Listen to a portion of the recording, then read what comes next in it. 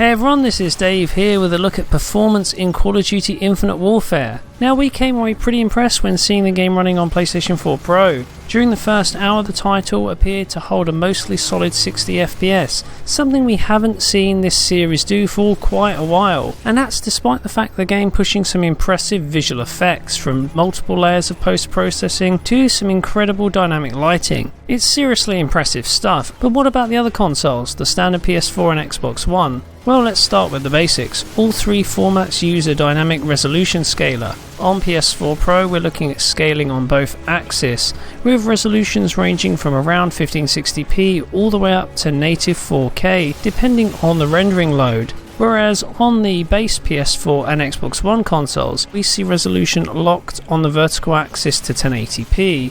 But the horizontal resolution, this is dynamically adjusted according to rendering load, with things dropping down as low as 900 in demanding scenes. It's an interesting solution, and it's clearly designed to ensure that the game hits that important 60 FPS refresh when it matters, and it's something that the game does so pretty well on both PlayStation systems. However, on the Xbox One, the results are less than impressive, and its clear performance isn't as stable on this particular machine.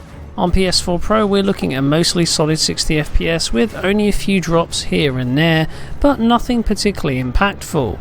Gameplay feels crisp, and the whole campaign generally goes by smoothly. There are some sections that exhibit visible stutter, but these don't last long, and generally speaking, we were perfectly happy with the gameplay experience here. It's the smoothest we've seen Call of Duty on consoles for a long time. The standard PS4 also holds up pretty well. The presentation is fully VSync like the Pro, so there's no screen tearing, and performance is generally very good.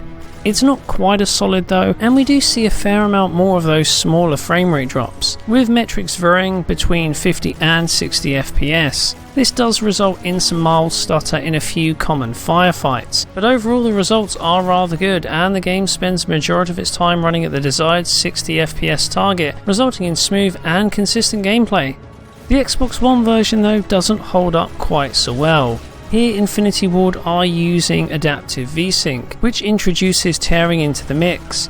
This means when individual frames can't be completed within the desired 16 milliseconds window for a 60 FPS update, these are displayed incomplete on screen, resulting in tearing. And on top of that, the frame rate is considerably less smooth than on PS4. In fact, generally speaking, the game operates around 50 to 55 FPS in regular firefights, and things do drop down into the low and mid 40s at times. Combined with the screen tearing, this means that there is quite a lot of stutter, and indeed variances in controller response compared to the PlayStation versions of the game. The issue here is that the action doesn't always feel very smooth or consistent. The game does hit a solid 60 FPS in quieter moments, at least in less detailed areas, but whenever the action starts to heat up, then performance falls away from the desired 60 FPS target. Now, the Xbox One version isn't terrible. Performance here is notably improved over Black Ops 3, and as the first version of the game I played, I actually had quite a lot of fun with it. However, I also found the variances in performance quite distracting at times. Overall then, if you're looking for the best campaign experience with Infinite Warfare, then the PlayStation 4 Pro is the way to go.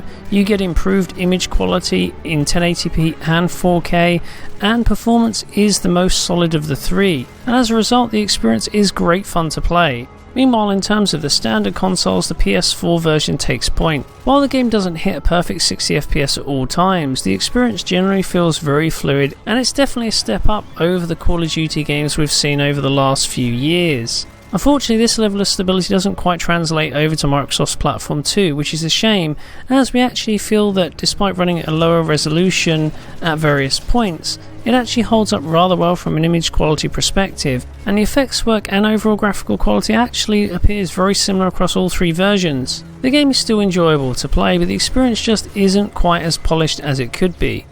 Anyway, that's it for now. If you enjoyed this analysis, don't forget to give us a like or subscribe. Thanks for watching, and I'll see you next time.